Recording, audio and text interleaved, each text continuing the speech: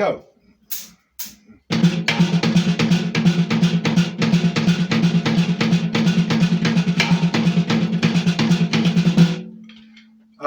You've seen that done a lot. It's a Swiss Army triplet. It's a great lick, and I've heard lots of fabulous drummers use those kind of ideas, drummers like Vinny, David Garibaldi, and many, many more. I've also seen and heard a lot of you do it too, because I'm watching you. Now, stealing ideas from other drummers is, if you can hear it, you can have it. But what if you take somebody's idea and you take it apart and put it back together in your own image? Hence the title of this episode, Reverse Engineering. Now, I don't want to encourage criminality amongst my viewers or my subscribers, but imagine if your neighbor came home with a lovely brand new white Porsche and it sunsets, nighttime, you think, I'd like that car. Well, you wouldn't just take it and put it on your drive, would you? And that's what stealing another drummer's lick is like, something that's obviously theirs, and you just take it and appropriate it yourself. So let's be a little bit more cunning about this. And if you're into car theft, and I hope you're not, you know that you would repaint the car a different color, put different wheels on it, change the number plate, etc., etc., and then go to jail, hopefully, for a very, very long time indeed. So rather than taking the lick, first let's identify what it's based on, and we know it to be the Swiss Army triplet. And then using, if you're familiar with it, the grid system in my book available here. Yeah, there he goes again. He's trying to sell us something. Physical copies and download copies are also available. Physical copies won't be available for much longer because they are running out of the door at the moment. I think we're down to our last, 100 or so. So anyway, the orchestration grid. So you know that by now because you've seen me do it enough times. So rather than just playing the Swiss Army triplet in this one orchestration, which involves that split double stroke type of movement in the right hand, let's do it slightly differently. I'm going to pick an orchestration from the grid, and this is starting here, ending here. So we're going to play one Swiss Army triplet here, and then the next one here, like this. 1, 2, 3.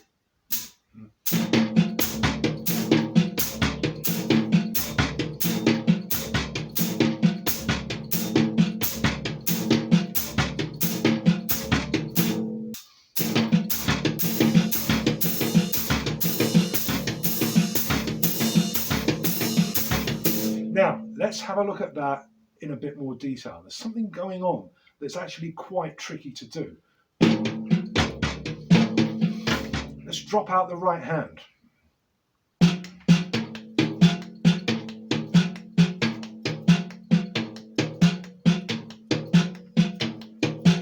So what's going on? We've got this.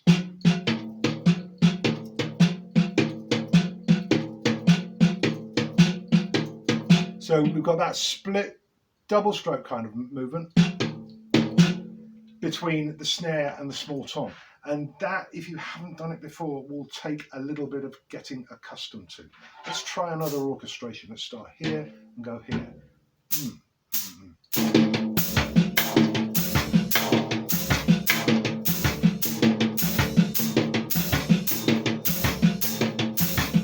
Now, if you're a regular viewer, you'll know by now that there are 72 ways of getting from A to B. Yeah, come on, Pete. We've heard all that before. Tell us something new.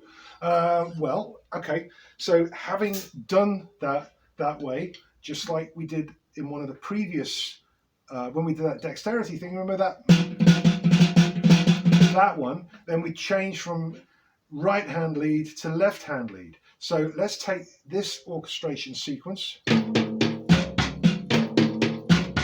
and see what happens if we play the Swiss Army triplet right hand lead instead of left. So that's with the little grace note at the beginning in the right hand. One.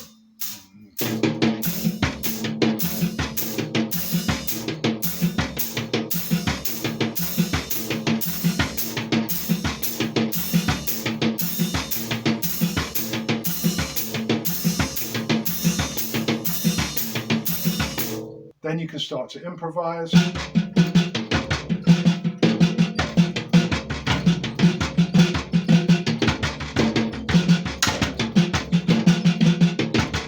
Once you're familiar with playing the rudiment or any sticking at all in every possible orchestration permutation and as many different ways of getting from A to B as you want to explore, then you can start, and see there I'm using things like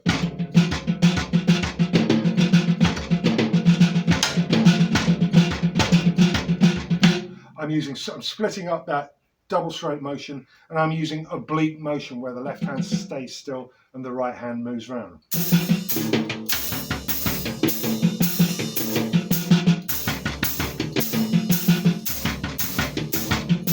Simple parallel motion.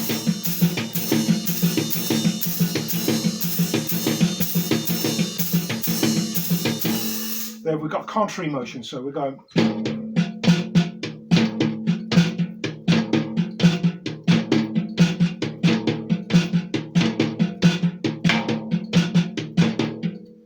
And that whole thing, I really like all these ideas where you're moving this opposing contrary motion between the snare and the tom. It all came for me out of one idea that I saw Gene Krupa play in a black and white movie when I was in my late 20s, and I was fusion drummer, super hip, got a 2 up, 2 down, small sizes, ride cymbal up here.